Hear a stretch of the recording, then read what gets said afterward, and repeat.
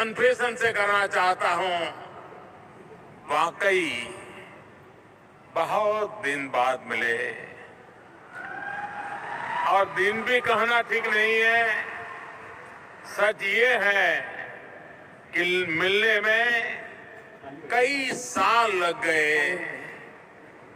10, 20, 50 नहीं, 70 साल लग गए।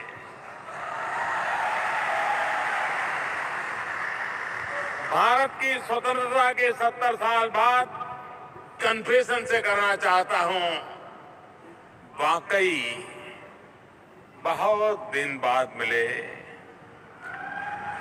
और दिन भी कहना ठीक नहीं है।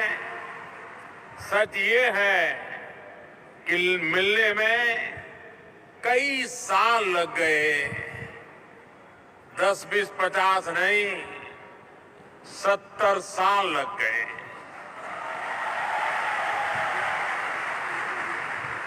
भारत की स्वतंत्रता के 70 साल बाद भारत का कोई प्रधानमंत्री आज इजराइल की धरती पर आप सबके आशीर्वाद ले रहा है।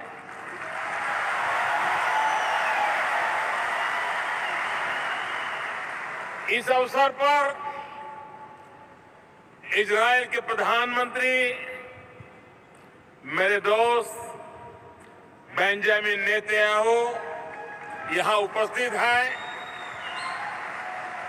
इजराइल आने के बाद जिस तरह वो मेरे साथ रहे हैं, जैसा सम्मान उन्होंने दिया है, वो भारत के 125 करोड़ लोगों का सम्मान है।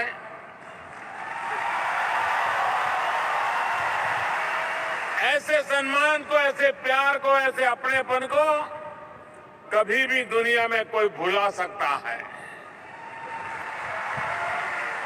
हम दोनों में एक विशेष समानता ये भी है कि हम दोनों ही अपने अपने देशों की स्वतंत्रता के बाद पैदा हुए हैं।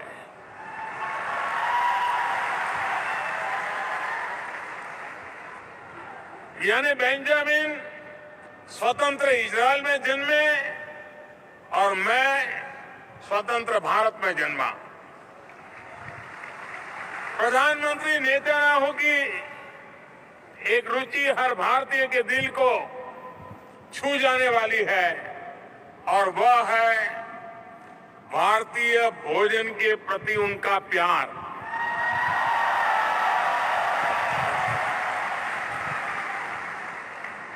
कल रात्रि भोज पर उन्होंने भारतीय भोजन के साथ जो मेरी आवाभगत की, मैं उसे सदैव याद रखूंगा।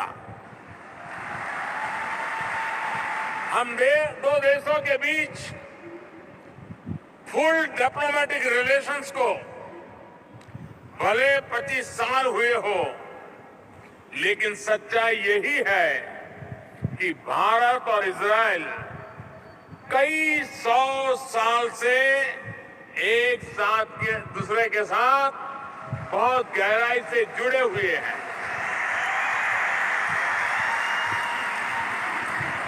मुझे बताया गया है कि महान भारतीय सूफी संत बाबा फरीद ने 13वीं शताब्दी में जेरूसलम में रहकर एक गुफा में लंबी साधना की थी। बाद के दिनों में यह जगह एक प्रकार से तीर्थ स्थल में परिवर्तित हो गई। आज भी ये जगह जेरूसलम और भारत के 800 साल पुराने रिश्तों का एक प्रतीक बनी हुई है। 2011 में इस्राइल के केयरटेकर शेख अंसारी जी को प्रवासी भारतीय सम्मान भी दिया गया था और मुझे आज उनसे मिलने का भी सौभाग्य प्राप्त हुआ। भारत इजराइल का ये साथ परंपराओं का है, ये साथ संस्कृति का है और ये साथ एक दूसरे पर भरोसा और मित्रता का भी है।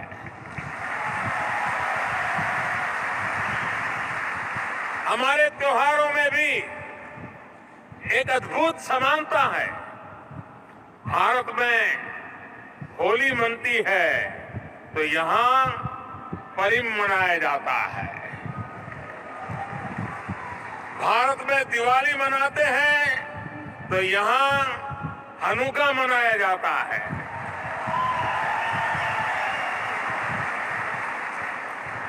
मुझे ये जानकर बहुत खुशी है कि ज्यूइश पुनरुत्थान के प्रतीक मैकाबिया गेम्स का कल उद्घाटन हो रहा है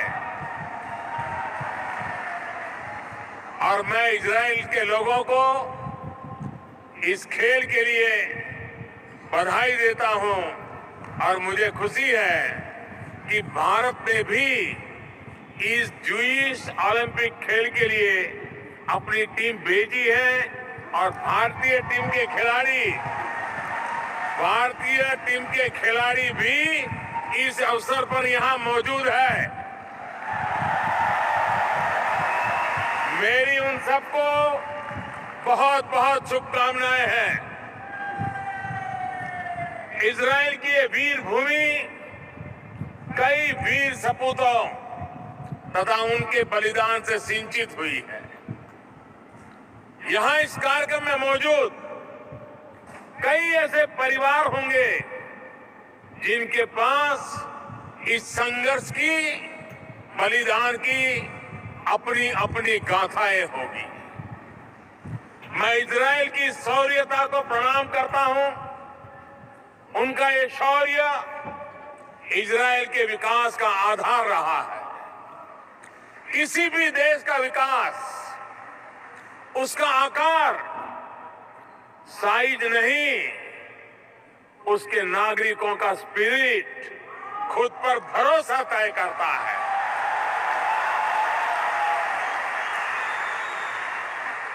संख्या और आकार उतना मायने नहीं रखता, ये इजराइल ने करके दिखाया है, साबित किया है। इस अवसर पर मैं सेकंड लेफ्टिनेंट एलिस एस्टन को भी श्रद्धांजलि देता हूं, जिन्हें इजराइल सरकार ने राष्ट्र निर्माण में उनके योगदान के लिए सर्टिफिकेट फॉर गैलेंट्री से सम्मानित किया था।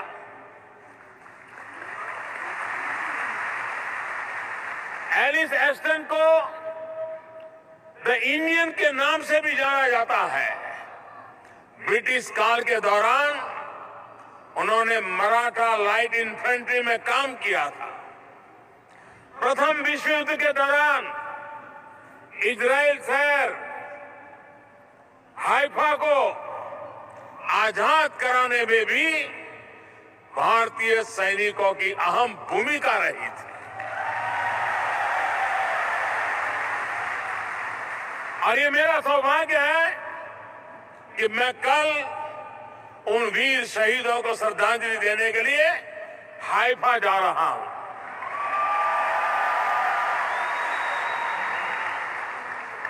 कल रात को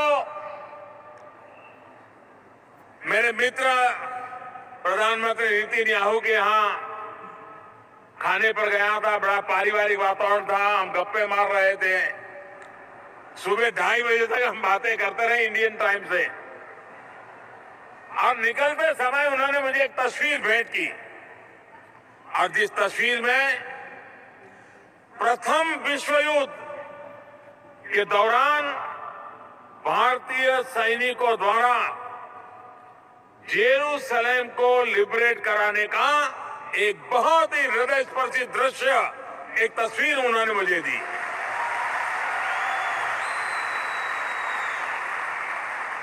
साथियों, वीरता की इस कड़ी में भी मैं भारतीय सेना के लेफ्टिनेंट जेफेआर जैकब का भी विशेष तौर पर जिक्र करना चाहता हूं। उनके पुरखे बगदाद से भारत आए थे। 1971 में जब बांग्लादेश उस समय के पाकिस्तान से अपनी स्वतंत्रता के लिए संघर्ष कर रहा था, तो लेफ्टिनेंट जनरल जैकब ने ही भारत की रणनीति तय करने और पाकिस्तान के 90,000 सैनिकों को समर्पण कराने का अहम भूमिका निभाई।